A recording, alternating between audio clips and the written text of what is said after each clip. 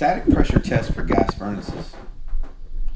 This is a Vito Pro Pack, good trustworthy brand for HVAC techs. Using our field piece manometer. It's a trustworthy, user-friendly manometer.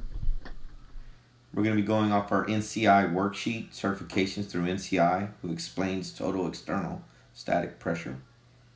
Make sure you zero out your meter.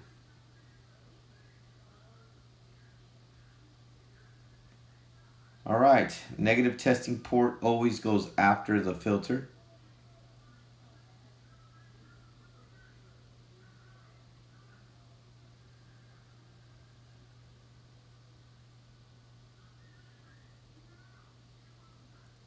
We'll also use our testing port before the evaporator coil.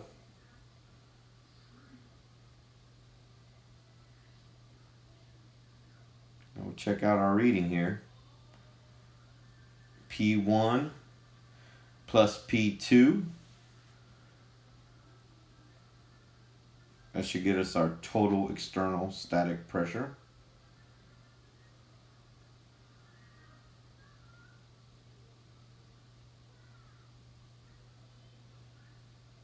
Next is our filter pressure drops.